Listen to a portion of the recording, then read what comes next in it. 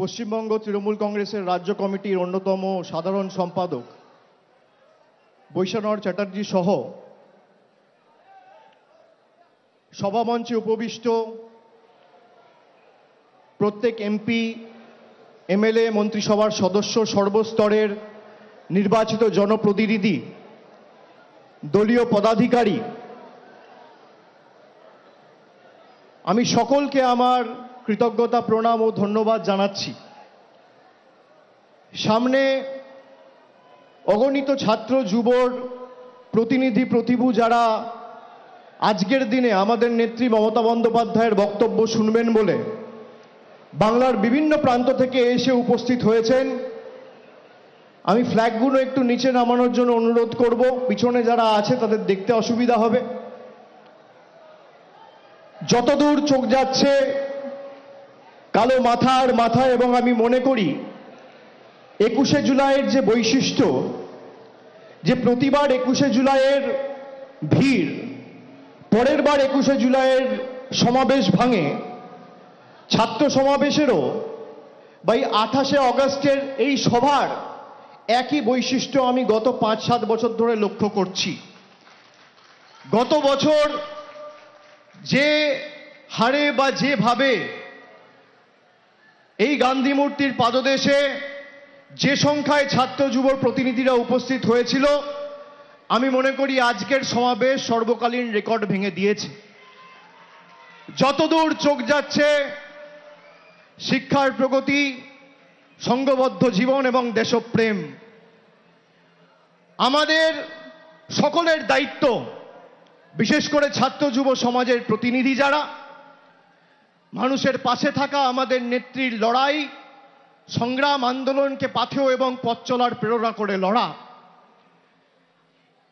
আমি গান্ধী মূর্তির পাদদেশের আজকের এই সভার উদ্দেশ্যে যখন রওনা দিয়েছিলাম, আমি রাস্তায় আস্তে আস্তে ভাবছিলাম যে গত বছর অর্থাৎ 2024 সালের যে ছাত্র সমাবেশ ছিল, এমন একটা সময়ে 2024 সালে আমরা ছাত্র সমাবেশ করেছিলাম যেখানে আরজিকর ঘটনাকে নিয়ে সারা রাজ্যে রাজ্য রাজনীতি প্রায় উত্তাল।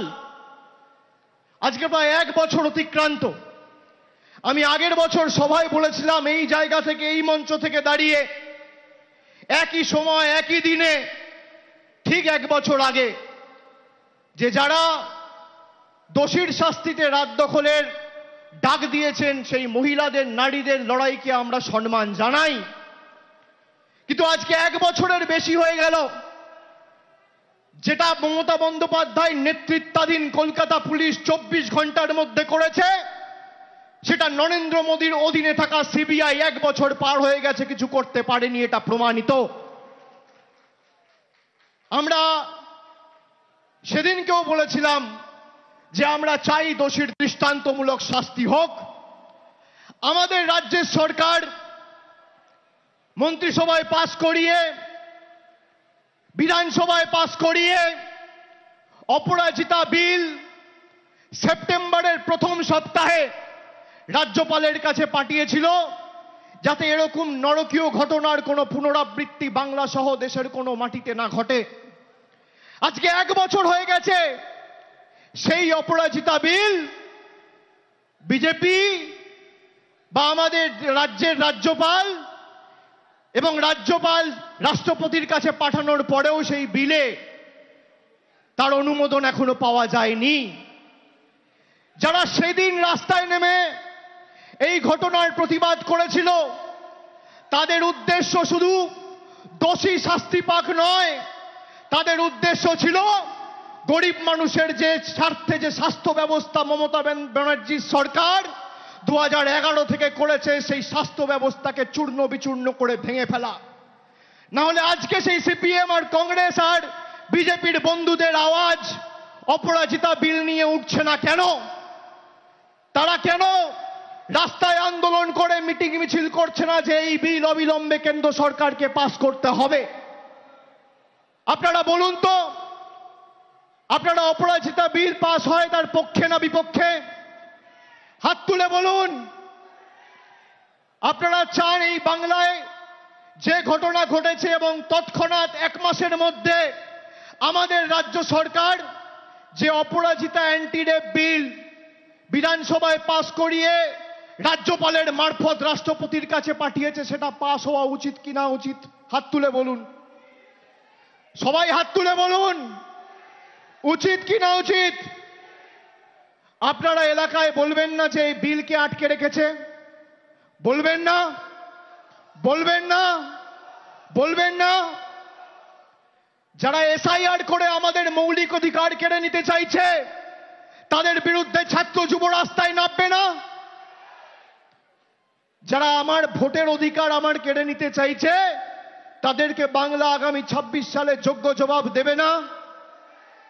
আগে আমরা কি দেখতাম, ভারত স্বাধীন হওয়ার পরে যে বিপ্লবী স্বাধীনতা সংগ্রামীরা আমাদের দেশের স্বাধীনতার জন্য প্রাণ দিয়েছিল, আমাদের দেশের স্বাধীনতার জন্য লড়াই করেছিল, পরবর্তী ক্ষেত্রে বাবা সাহেব আম্বেদকরের নেতৃত্বে এবং তার হাতে যে সংবিধান তৈরি হয় সেই সংবিধান প্রত্যেকটা ভারতীয়কে তার মৌলিক অধিকার দিয়েছে। আজকে ভারতীয় জনতা পার্টির সরকার সেই মৌলিক অধিকার কেড়ে নিতে চাইছে। আগে আমরা কি দেখতাম যে ভারতবর্ষ জুড়ে সাধারণ মানুষ নিজের ভোটাধিকার প্রয়োগ করে পছন্দের সরকার নির্বাচিত করত বা বাঁচত। আর আজকে কি দেখছি, বর্তমান কেন্দ্রের সরকার নিজেদের সরকারের স্থায়িত্ব বাড়াতে আর নিজেদের সরকারের স্বার্থ রক্ষা করতে ভারতবর্ষ জুড়ে ভোটার বেছে নিচ্ছে। আগে মানুষ সরকার বাঁচত, আর আজ সরকার মানুষ অর্থাৎ ভোটার বাঁচছে। এর বিরুদ্ধে বাংলা লড়বে কি লড়বে না? সবাই হাত তুলে বলুন, লড়বে কি লড়বে না?